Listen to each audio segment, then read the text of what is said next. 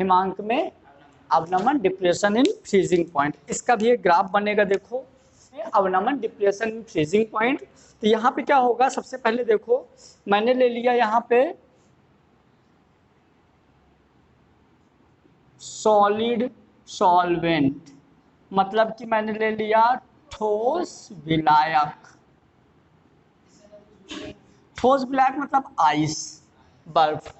ये हमारा जो बर्फ बना कितने टेम्परेचर पे बर्फ बना, तो हमारा ये बर्फ इतने टेम्परेचर पे बना, तो हम इसको बोल देंगे T0F। क्या बोल दिए, T0F। अब ये बताओ ठोस विलायक यानी आइस है, यदि आइस में हम कुछ घोलेंगे तो इसको पहले ठोस विलायक में कन्वर्ट करना पड़ेगा, सॉरी द्रव में कन्वर्ट करना पड़ेगा, क्योंकि ये बर्फ है, बर्फ में तो हम कुछ घोल नहीं सकते, तो इस बर्फ को पहले पानी में कन्वर्ट करना पड़ेगा। अब पानी में कन्वर्ट करने के लिए टेम्परेचर देना पड़ेगा। क्या टेम्परेचर देना पड़ेगा, तो जैसे मैंने इसको टेम्परेचर दिया तो ये हमारा क्या हो गया, द्रव विलायक। क्या हो गया, द्रव विलायक।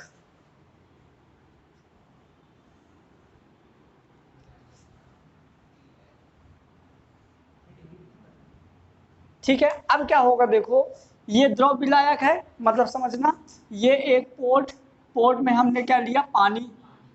क्या ले लिया, पानी। जैसे इसमें मैंने वाटर लिया तो ये हमारा इतने डिग्री टेम्परेचर पे आइस बन गया, इतने डिग्री से कम टेम्परेचर पे क्या बन गया, आइस। और ये हमारा क्या है, द्रव है। अब यदि मान लो ये द्रव विलायक है, ठीक है, जो कि हमारा इतने डिग्री पर वेपर बनाएगा, उसको भी हमको जरूरत ही नहीं है। अब यदि हम बात करें, इसमें मैंने कुछ शक्कर मिला दिया। क्या मिला दिया, कुछ शुगर मिला दिया। अब अंदाजा करो, हमने एक गिलास पानी में क्या लिया, एक गिलास में सिर्फ पानी लिया और एक गिलास में पानी के साथ शक्कर डाल दिया, मतलब आइसक्रीम बनाने वाला सारा सामान डाल दिया, दोनों को फ्रिज में एक साथ रख दिया। कौन जल्दी जमेगा, आइसक्रीम जल्दी जमेगी, क्योंकि उसमें कुछ चीजें और मिली हुई है ना, तो वो डिस्टर्ब करेंगी। क्लियर, तो उबलने का अलग सिस्टम है, उबलने का वो अलग है, यहाँ जमने वो पहले जमेगा। तो ये क्या होगा, ये कुछ यहाँ से ही यहाँ इतने टेम्परेचर में ही जम जाएगा। तो जैसे तुमने इसमें कुछ मिलाया तो ये क्या बन जाएगा, द्रव विलयन बन जाएगा। क्या बन जाएगा, द्रव विलयन। तो इसको टेम्परेचर कितना लगा, इतना, इतना टेम्परेचर में तो ये हो गया TF। क्या हो गया, TF। इसके बीच की दूरी क्या हो जाएगी, डेल्टा TF। क्लियर, क्या हो जाएगी, delta TF। Same to same वैसी डेरिवेशन जैसे पहले था। क्या डेरिवेशन था कि delta TF is directly proportional to the molality. किसके प्रोपोर्शनल टू, मोलैलिटी। तो डेल्टा TF प्रोपोर्शनल हटेगा तो आ जाएगा KF इंटू मोलैलिटी।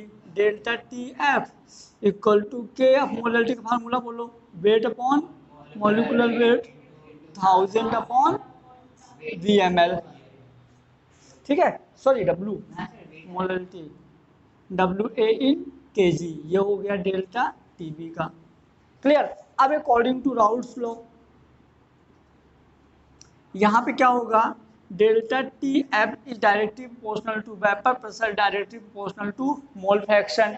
तो हमारा डेल्टा TF हम directly proportional to mole fraction ले रहे हैं, तो डेल्टा TF KF एक्स का फार्मूला बोलो, Na upon Na plus NB। ये हो गए हमारे दोनों फार्मूले। तो मेन यदि अपने को ग्राफ समझ में आ गया, देखो पहले हमारा सॉलिड था, क्या था, पहले बर्फ था, बर्फ में हम कुछ घोल नहीं सकते थे, इसीलिए हम बर्फ को लिक्विड में कन्वर्ट किए। किस में कन्वर्ट किए, लिक्विड में। अब जैसे मैंने कुछ लिक्विड में घोला तो ये थोड़ा सा कम टेम्परेचर में ही बॉईल वो हो जाएगा, आइस बन जाएगा, बर्फ बन जाएगा। इसीलिए हो गया द्रव विलयन, द्रव विलायक और ठोस विलायक। ठीक है, अब बाकी यदि ये आ गया तो ये तो बन ही जाएगा, ये इजी है, नोट कर लो। पहले डेफिनेशन लिख लो इसकी, हिमांक में अवनमन की। किसी भी विलायक या विलयन का हिमांक, किसी भी विलायक या विलयन का हिमांक, किसी भी विलायक या विलयन का हिमांक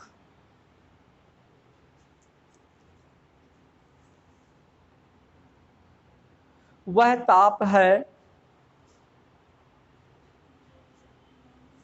किसी भी विलायक या विलयन का हिमांक वह ताप है जिस पर उसके द्रव अवस्था या जिस पर उसके द्रव अवस्था या जिस पर उसके द्रव अवस्था या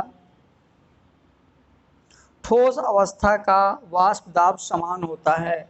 जिस पर उसके द्रव अवस्था या ठोस अवस्था जिस पर उसके द्रव अवस्था या ठोस अवस्था का वाष्प दाब समान होता है।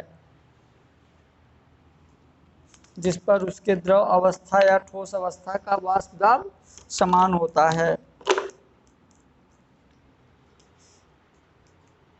ठीक है, यहां देखो एक चीज और, यदि मोलरिटी इक्वल टू 1 ले लें तो क्या हो जाएगा हमारा, तो हाँ delta T F equal to K F into 1, तो delta T F equal to हो जाएगा के एफ। नोट कर लो।